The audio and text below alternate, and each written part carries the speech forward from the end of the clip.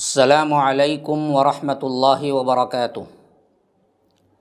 ان الحمد للہ نحمده ونستعینه ونستغفره ونؤمن به ونتوکل علیہ ونعوذ باللہ من شرور انفسنا ومن سیئات اعمالنا من يهده اللہ فلا مضل له ومن يضلل فلا هادی له واشهد ان لا الہ الا اللہ وحدہ لا شریک له واشهد ان محمدا عبده ورسوله اما بعد فان خير الحديث كتاب الله وخير الهدي هدي محمد صلى الله عليه وسلم وشر الامور محدثاتها وكل محدثة بدعة وكل بدعة ضلالة وفي رواية وكل ضلالة في النار۔ فاعوذ باللہ السمیع العلیم من الشیطان الرجیم من ہمزہ ونفثہ ونفخہ۔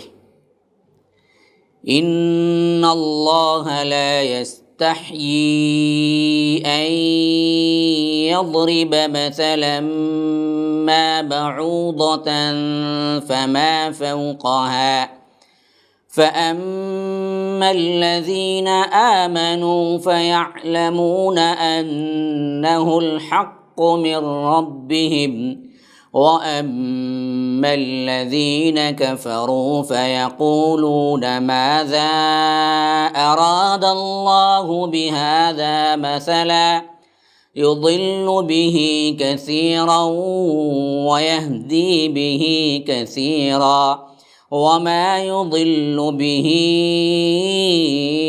إلا الفاسقين الذين ينقضون عهد الله من بعد ميثاقه ويقطعون ما أمر الله به أن يوصل ويفسدون في الأرض أولئك هم الخاسرون۔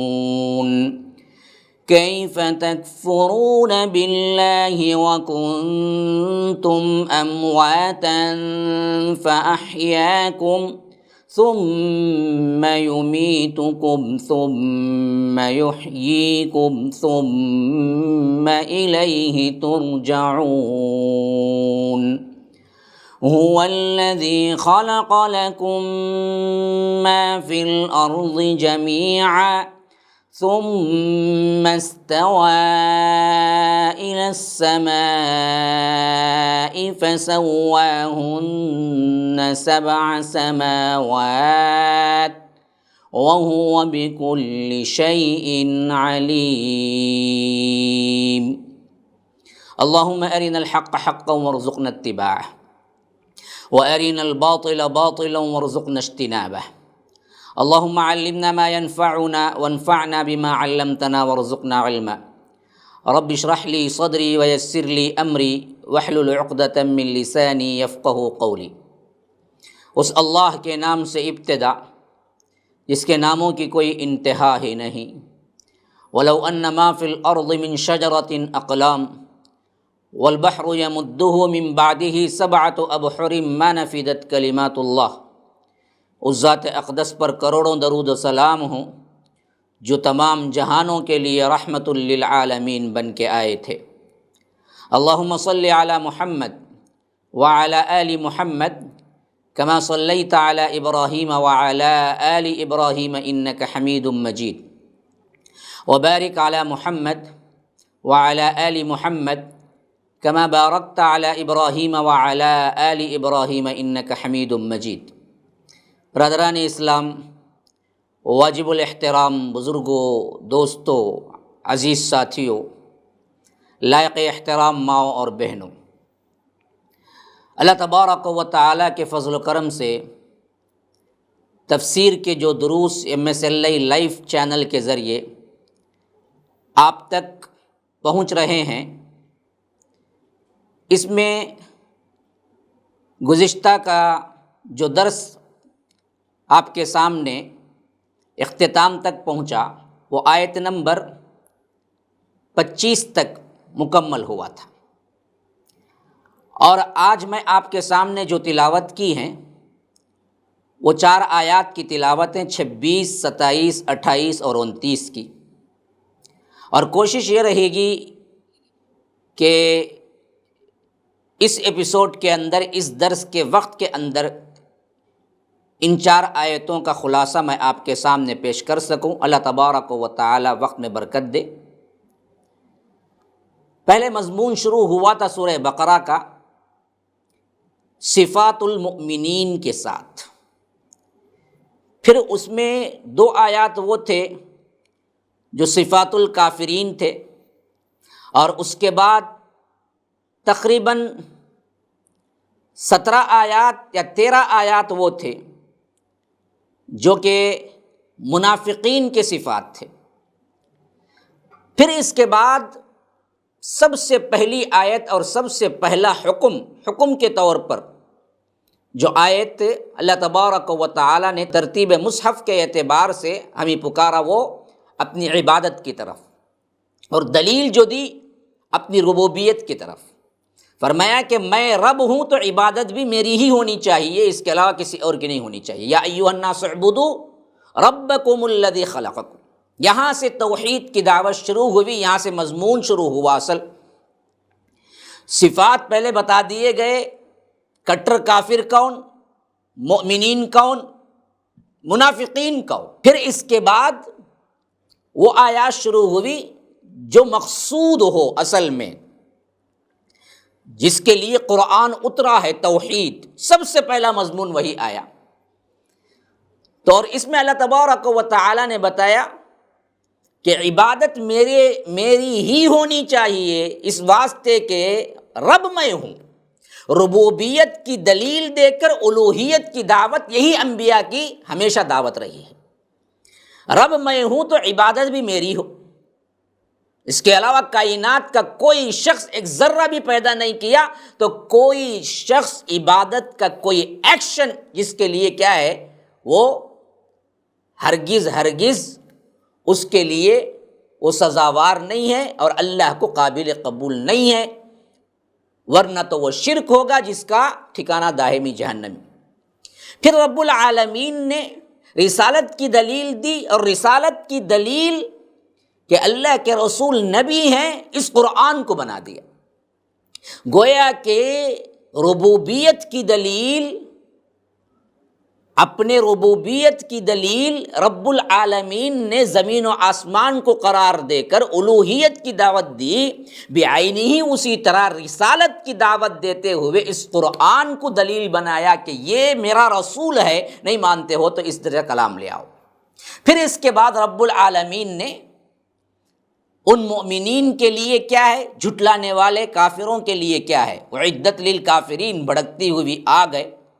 اور اسی طرح وبشر الذین آمنوا وعملوا الصالحات ان لہم جنات، باغات ہیں، نہریں ہیں، وہ نہریں ہیں جو باغات کے نیچے بہہ رہی ہیں، اور ایسی جنتیں ہم ان کو دیں گے۔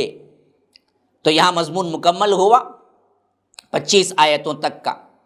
اب 26ویں آیت کے لیے میں نے جو خلاصہ اس واسطے دیا کہ تاکہ اب پڑھتے ہوئے ہمیں ربط جو ہے قرآنی آیات کے درمیان ایک خاص ربط ہے، اس ربط کو اگر جانیں گے تو واقعتاً مضمون کو سمجھنے میں بہت ہی مدد ہوگی اور قرآن کی چاشنی نظر آئے گی۔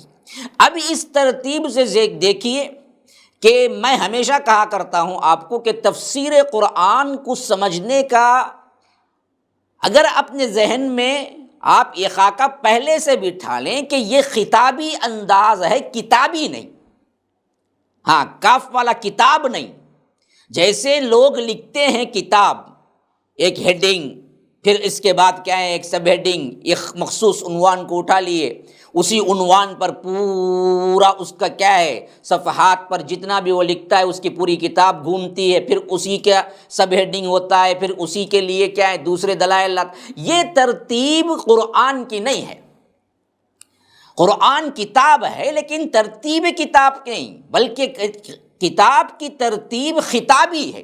جیسے خطاب میں مضمون ادا کرتے ہوئے اس وقت کی ضرورت کے لحاظ سے بھی کچھ باتیں آ جاتی ہیں، جیسے کوئی مقرر تقریر ادا کر رہا ہے، اب اچانک کیا ہوا، لوگ ادھر ادھر ہونے لگے، حرکت ہونے لگی، مضمون کو سنا نہیں جا رہا ہے، تب فوری طور پر ان کو ترتیب سے بیٹھنے کے کچھ الفاظ کہہ دیے۔ مقرر کہہ رہا ہے کہ بھائی دیکھو سائلنٹ، پلیز آپ کیا بیٹھ جائیے، غور سے سنیے، اللہ کا کلام ہے۔ پھر اس کے بعد اپنی تقریر کو پھر کنٹینیو کر رہا ہے جس مضمون پہ وعدہ کر رہا تھا۔ یہی انداز ہے قرآن کا بھی، کہ مضمون ادا کرتے ہوئے وقت کے لحاظ سے جو مسائل آتے ہیں ان مسائل کو حل کرتے ہوئے پھر اپنے اصل مضمون کی طرف آ جاتا ہے۔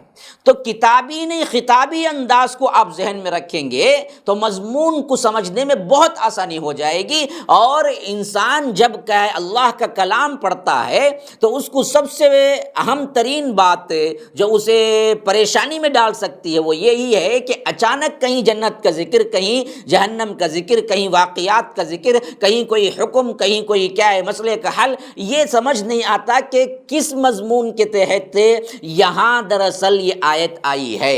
بات تو چل رہی تھی جنت کی، تو اچانک یہ آیت جب آ رہی ہے ان اللہ لا یستحیی، تو پڑھنے والا یہ کتابی ذہن میں، یعنی یہ کتابی شکل ذہن میں رکھا ہوا ہے اور کتابی شکل کا مضمون پڑھتے ہوئے وہ پڑھ رہا ہے، تو یہاں پر کیا ہے بہت ہی اس کو حیرانگی ہوتی ہے کہ یہ کیا مضمون تو بشر الذین آمنوا شروع ہوا تھا کہ ایمان والوں کے لیے اللہ تبارک و تعالی نے کیا رکھا ہے، اور اسی طرح کیا ہے جنت کے صفات اللہ تبارک و تعالی نے بیان کیے تھے۔ اب اچانک یہ مضمون کہ ان اللہ لا یستحیی، اللہ تبارک و تعالی نہیں شرماتا، اس بات سے نہیں شرماتا ان یضرب مثلا ما، بیان کرے وہ کوئی بھی مثال، بعوضۃ فما فوقہا، مچھر کی یا اس سے بھی کمتر کوئی چیز کی۔ اب اچانک مضمون جنت اور جہنم، کافروں کا حال اور مومنین کا حال بیان کرتے ہوئے اچانک ایک بات کہ اللہ تبارک و تعالی مچھر یا اس سے بھی حقیر چیز کی مثال دینے سے نہیں شرماتا، اب بطور کتابی ذہن کے پڑھنے والے انسان کے لیے، پڑھنے والے طالب علم کے لیے، پڑھنے والے مسلمانوں کے لیے یہ دراصل بات سمجھ نہیں آتی کہ یہاں مضمون بے رد ہے، ترتیب نہیں آ رہی ہے۔ یاد رکھیے اب اس میں کتابی نہیں خطابی انداز لایا جائے۔ جیسے میں نے کہا تھا کہ کوئی مقرر تقریر کر رہا ہو اور اچانک اس کو کچھ بولنا پڑ جائے، لوگ ادھر ادھر ہو رہے ہیں، کہا کہ سائلنٹ بیٹھیے، غور سے سنیے، پھر اپنے تقریر کو کیا ہے کنٹینیو کر، بعینہ اسی طرح اب یہاں پر اصل میں ایک سوال تھا، سوال اس سے ریلیٹڈ تھا کہ قرآن کے اندر اللہ نے کیوں حقیر چیزوں کی مثال دی ہے، اور اس مثال کو بہت بڑا پروپیگنڈا بناتے ہوئے مشرکین نے اعتراض کیا تھا، تم تو اللہ کا کلام کہتے ہو نا جی، اللہ کا کلام کہتے ہو، اللہ کا کلام تو بہت اعلیٰ چیزوں کے ساتھ ہونا چاہیے، یہ مکھی کی مثال کیوں دیتا اللہ، یہ مچھر کی مثال کیوں دیتا اللہ، اسی طرح یہ کیا ہے مکڑی کی مثال کیوں دیتا اللہ۔ تو اللہ نے اس خطبے کے درمیان، جیسے ہم کیا کرتے ہیں تقریر کے درمیان لوگوں کو کچھ احکامات دیتے ہیں، بعینہ اسی طرح اس خطبے کے درمیان جو توحید سے مضمون شروع ہوا، رب العالمین نے ان کا جواب دے دیا کہ بدبختو، اللہ تبارک و تعالی کے ہاں حقیر اور ذلیل کا مسئلہ نہیں ہے، جس سے بات سمجھ آئے اللہ تبارک و تعالی وہ مثال دیتا ہے تاکہ تم سمجھ سکو، مخصوص سمجھنا ہے۔ ہاں وَتِلْكَ الْأَمْثَالُ نَضْرِبُهَا لِلنَّاسِ، اللہ تبارک و تعالی ایسی ہی مثالیں دیا کرتا ہے لوگوں کو سمجھنے کے لیے۔ ہاں سمجھنا مقصود ہے، یہاں یہ نہیں ہے کہ کون حقیر ہے کون ذلیل ہے، مسئلہ یہ ہے کہ مثال کو سمجھنا ہے۔ وَمَا يَعْقِلُهَا إِلَّا الْعَالِمُونَ، اللہ تبارک و تعالی اس کے ساتھ ہی کہتا ہے کہ ان مثالوں کو نہیں سمجھتے مگر عالم لوگ، یعنی اللہ نے جو مثالیں دی ہیں اس کے لیے بھی علم ہونا چاہیے۔ بدبختو،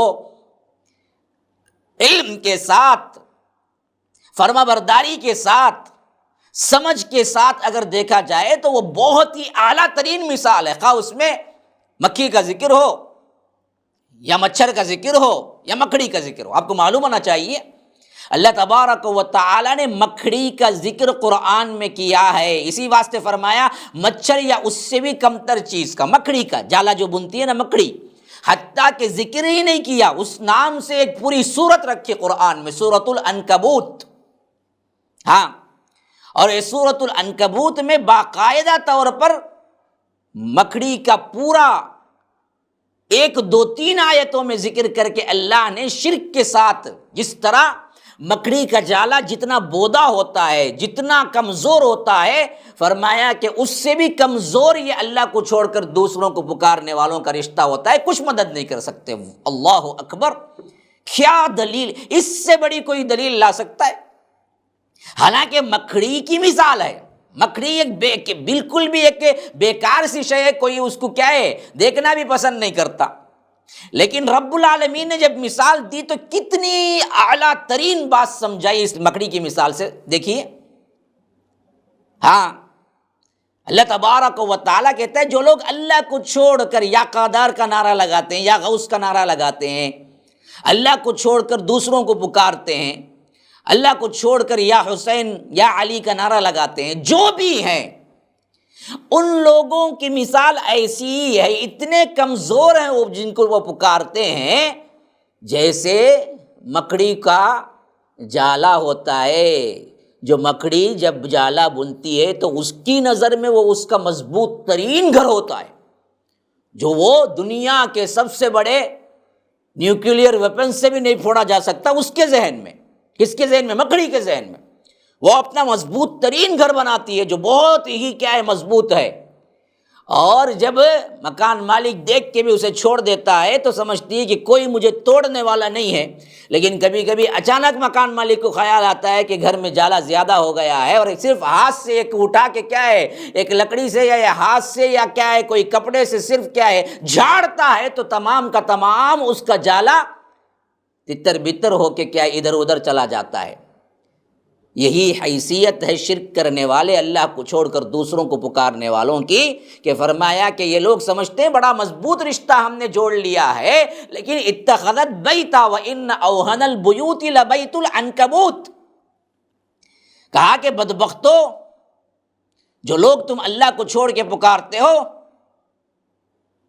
ان لوگوں کی مثال یہی ہے کہ یہ جو بناتی ہے نا، کائنات میں سب سے کمزور ترین گھر کوئی بناتا ہے تو وہ مکڑی ہے۔ خود اللہ کہتا ہے وَإِنَّ أَوْهَنَ الْبُيُوتِ لَبَيْتُ الْعَنْكَبُوتِ، لیکن تمہیں سمجھ نہیں آتی، وہ بناتے وقت بہت سمجھتی ہے۔ اس لیے فرمایا کہ مَثَلُ الَّذِينَ اتَّخَذُوا مِن دُونِ اللَّهِ أَوْلِيَاءَ كَمَثَلِ الْعَنْكَبُوتِ، جو لوگ اللہ کو چھوڑ کر پکارتے ہیں دوسروں کو، ان کی مثال مکڑی کی سی ہے۔ اتخذت بیتا، گھر بناتی ہے وہ، فإن أوهن البیوت لبیت العنکبوت۔ ویسے ہی یہ پکارنے والے سمجھتے ہیں کہ ہمیں کیا ہے یہ بچا لیں گے وہ بچا لیں گے، ہم تو کیا علی کا دامن، ہمیں تو کیا حسن حسین کا دامن، ہمیں تو کیا عبد القادر جیلانی کا دامن، ہمیں تو کیا فلاں۔ اس وقت ان کو معلوم ہوگا ارے یہ خود اللہ تبارک و تعالیٰ کے ہاں ہمیشہ توبہ و استغفار کرتے رہے ہیں، اللہ تبارک و تعالیٰ کے ہاں یہ خود کیا ہے مقرب ترین بننے کے لیے عبادتیں دعائیں کرتے رہے ہیں، یہ کہاں سے سفارش کرے گی؟ تب معلوم ہوگا۔ تو اللہ نے دیکھی یہاں مکڑی کی مثال دی، لیکن کتنی اہم ترین بات سمجھا دی۔ اسی طرح سورہ حج کے اندر آیا مکھی کی مثال، یا ایھا الناس ضرب مثل فاستمعوا له، لوگوں سنو، بڑے غور سے سنو، تمہارے لیے ایک مثال اللہ بیان کر رہا ہے۔ ان الذین تدعون من دون اللہ، جو لوگ اللہ کو چھوڑ کر پکارتے ہیں، لن یخلقوا ذبابا ولو اجتمعوا له، ایک مکھی پیدا نہیں کر سکتے اگر، حضرت علی سمجھ لو اولیاء کے سب سے بڑے کیا ہیں سر خیل ہیں نا، ہم بھی مانتے ہیں، لیکن جس طرح تم شرک کے ساتھ مانتے ہو وہ نہیں مانتے۔ ان سے لے کر آخری تمہارے ولی عبد القادر جیلانی ہو یا اس کے بعد آنے والے جتنے ولی آئے، سب مل کے ایک مکھی پیدا کر کے دکھائیں تو نہیں پیدا کر سکتے۔ تو اللہ نے یہاں مکھی کی مثال دی، لیکن پھر ثابت کیا شرک، اور بتایا کہ شرک کتنا کمزور ہوتا ہے۔ تو ان مثالوں کا جب قرآن میں ذکر ہوا تو بے عقل لوگ، جن کو علم نہیں، جن کو اللہ تبارک و تعالیٰ کے کلام سے ذوق نہیں، جن کے اندر ہدایت نہیں، انہوں نے اعتراض جوڑ دیا۔ انہوں نے کہا کہ ایک ایسا کلام ہے، آپ تو رب العالمین کا کلام کہتے ہیں، لیکن عجیب بات ہے، اس میں ہم کہیں کیا ہے مکھی کی مثال دیکھتے ہیں، کہیں ہم کیا ہیں اسی طرح کیا ہے مکڑی کی مثال دیکھتے ہیں، ان مثالوں سے اللہ کو کیا سروکا؟ تو اللہ نے ان کی بات کو نقل کرتے ہوئے اس اعتراض کا جواب دیا، بڑا بہترین جواب، بہت اہم ترین جواب۔ بہت سی نصیحتیں اور دروس ہیں صرف اس ایک آیت کے جواب میں۔ فرمایا کہ ان اللہ لا یستحیی ان یضرب، یقیناً اللہ تبارک و تعالی کو اس سے کوئی شرم کی بات نہیں شرماتا۔ لا یستحیی ان یضرب، بیان کرے، ایک ضربہ کا مطلب ہے مارنا، لیکن یہاں پر ضربہ کا مطلب ہے مثال بیان کرنا، سمجھانا۔ ضربہ کے کئی معنی آتے ہیں، تو یہاں پر بیان کرنے کے معنی میں کہ مثلا ما بعوضتن، مثلا ایسا لفظ نکرہ کے طور پہ لایا کہ مثال میں بھی کوئی بھی ایک مثال بیان کرنے میں اللہ تبارک و تعالی شرماتا نہیں، وہ خواہ کیا ہے مچھر ہو یا مچھر سے بھی کوئی کمتر چیز ہو۔ اور یہاں پر مچھر بھی کیا ہے، اللہ تبارک و تعالی نے ایک یعنی سنگولر کا صیغہ استعمال، بعوضتن، بعوضن کہتے ہیں مچھر جنس کے اعتبار سے بہت سے مچھروں کو، لیکن اگر اس میں گھولتا مربوطہ آ گیا تھا مربوطہ، تو اس کا معنی ہوتا ہے کہ ایک مچھر کی مثال کیوں نہ ہو، اللہ تبارک و تعالی اس سے نہیں شرماتا۔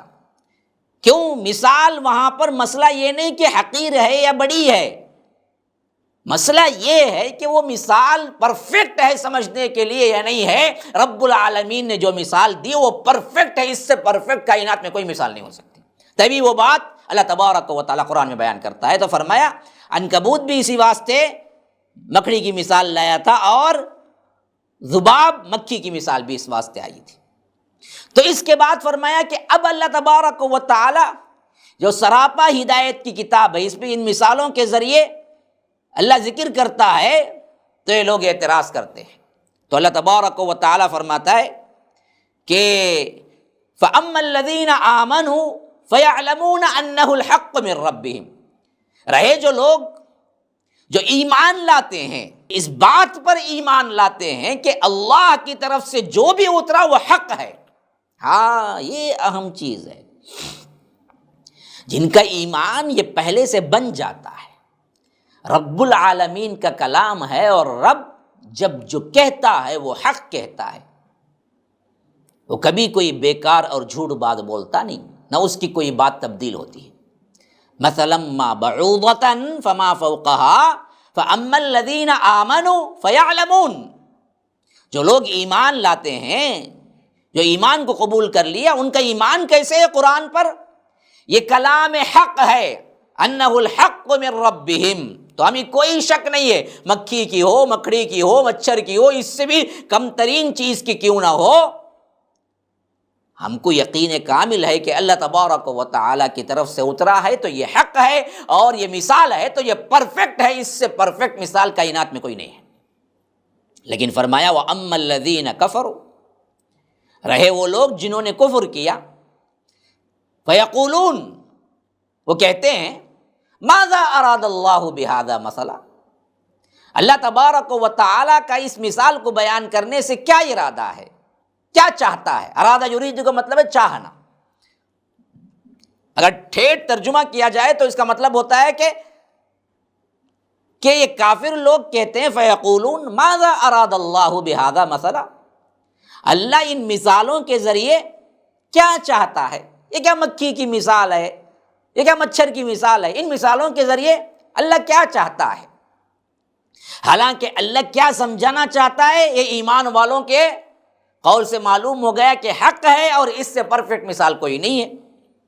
لیکن جو اس کلام کی اہمیت کو نہیں جانتے ہیں، پڑھتے نہیں ہیں، ہدایت نہیں پاتے ہیں، ہدایت کے لیے نہیں کھولتے ہیں، ان کو عجیب بات لگتی ہے کہ یہ کیا بھائی ہے، کلام رب العالمین ہے، یہ رب العالمین کا کلام ہے، یہ فلاں ہے، لیکن اس میں کیا مچھر کی بات ہے، یہاں مکھی کی بات ہے، یہاں پر مکڑی کی بات ہے، یہ اعتراض کرتے ہیں۔ تو کہتے ہیں کہ اللہ کو کیا ارادہ ہے، اللہ کو کیا سروکار ہے ان میں؟ تو اللہ تبارک و تعالی اس پر جو جواب دیا ہے نا، یہ سمجھیے کہ وہ حکمتوں بھرا جواب ہے جو آپ کی ہدایت کے لیے تمام راہیں کھول دے گا، اور گمراہیوں کی کیسی بھی اتاہ گہرائیاں ہوں گی ان سب کو دور کر دے گا اس کلام کو پڑھنے کے جتنے بہترین اسباب کھلیں گے نا، اس بات کو اگر آپ سن کے سمجھ لیں گے تب کھلیں گے، کیونکہ فرمایا یضل بہ کثیرا ویہدی بہ کثیرا۔ اسی طرح ہم ایک ہی بات کے ذریعے، اسی قرآن بہی، یہاں پر بہی ہی کی ضمیر لوٹتی ہے کلام کی طرف یا اس بات کی طرف جو اللہ نے مثال دی ہے، لیکن بہتر ہے صحیح طور پر اس کلام کی طرف، ذالک الکتاب، جہاں شروع میں اللہ نے فرمایا وہاں پر پہنچتی ہے یہ ضمیر، یضل بہ کثیرا۔ اسی طرح اللہ ایک ہی بات سے، اس کتاب کے ذریعے بہت سوں کو گمراہ کر دیتا ہے، وَيَهْدِي بِهِ كَثِيرًا، اور اسی کتاب کے اسی بات سے، اسی مثالوں سے بہت سوں کو اللہ تبارک و تعالی ہدایت یافتہ کر دیتا ہے، ہدایت دیتا ہے۔ یا رب، اب حکمت سمجھیے، جو سب لے کے بیٹھے ہوئے ہیں نا، ہم بھی قرآن کو مانتے ہیں، بریلوی بھی مانتا ہے، دیوبندی بھی مانتا ہے، نقش بندی بھی مانتا ہے، سحر وردی بھی مانتا ہے، درگاہ کو پوجنے والا بھی مانتا ہے، سجدے کرنے والا بھی مانتا ہے، سحر کرنے والا بھی مانتا ہے، اپنے آپ کو خدا کہنے والا بھی مانتا ہے، اپنے آپ کے پیروں پہ کیا ہے لوگوں کو گرانے والا بھی کہتا ہے ہم بھی اللہ کو مانتے ہیں۔ ارے جی، تم اگر ڈھونڈو گے تمہارے اپنے عقیدے کے مطابق قرآن کی آیتوں میں اپنا عقیدہ کہاں سے ملتا ہے، تو ضلالت کا عقیدہ بھی تمہیں قرآن سے مل جائے گا۔ ہاں، جس نیت سے تم کلام کو پڑھو گے نا، اس کی نیت سے تمہارے لیے راہیں کھلیں گی۔ جو ہدایت کے لیے، جو توحید کے لیے کھولتا ہے اس کو توحید مل جاتی ہے، جو ضلالت اور شرک کے لیے کھولتا ہے اس کو شرک کرنے کے لیے بھی مثالیں اور آیتیں مل جاتی ہیں۔ اسی بات سے تو کہتے ہیں ہمارے پاس بھی دلیل ہے۔ ارے یہ گمراہی کی دلیل ہے، تم نے پہلے ایک فلسفہ بنا لیا، اولیاء کو پکارنا جائز ہے، سجدہ کرنا جائز ہے، پھر قرآن کھول کے بیٹھ گئے اور اپنے مطلب کے حساب سے جو اللہ سمجھا رہا ہے وہ مطلب لینے کے لیے نہیں، بلکہ پہلے سے آپ نے ایک عقیدہ متعین کر کے تلاش کر رہے ہیں، اس میں سے کیا نکلے گا؟ تو الا ان اولیاء اللہ لا خوف علیہم ولا هم یحزنون، تم درگاہوں پہ لکھتے پھرو گے قیامت تک، حالانکہ وہاں پر یہ درگاہوں پہ لکھنے کے لیے آیت نہیں اتری، وہاں پر تو اولیاء اللہ کے صفات بیان کیے گئے، اور یہ بیان کیا گیا کہ اللہ تبارک و تعالیٰ کے جو دوست ہوتے ہیں اللہ تبارک و تعالیٰ ان کو کیا انعام دیتا ہے۔ اس آیت میں کہیں یہ نہیں کہا گیا کہ اولیاء اللہ کو پکارنا جائز ہے، لیکن جو جس ذہنیت سے کھولے گا نا جی قرآن کو، اس کو وہی ملے گا۔ اسی لیے اللہ کہتا ہے کہ یضل بہ، اسی قرآن کے ذریعے ہم بہت سوں کو گمراہ کرتے ہیں۔ ہاں، اللہ تبارک و تعالیٰ کہتا ہے میں اپنی ذات سے عرش پر مستوی ہوں، الرحمن علی العرش استوى، رحمان عرش پر مستوی ہے۔ میں ایک مثال دے رہا ہوں سمجھانے کی۔ ہاں، اسی واسطے اسلاف میں یہ قول بہت مقبول ہے کہ جو انکار کرے کہ اللہ عرش پر نہیں ہے، یا یہ کہے کہ اللہ اوپر ہے یا نیچے مجھے نہیں معلوم ہے، تو وہ کافر ہے۔ لیکن بعد کے آنے والے صوفیہ نے اس کو اس طرح پٹی پڑھائی، حتیٰ کہ کلمے کا معنی تک بدل کے رکھ دیا کہ لا الہ الا اللہ، نہیں ہے کوئی معبود سوائے اللہ کے، کہ معنی یہ بدل دیا کہ نہیں ہے کوئی موجود سوائے اللہ کے۔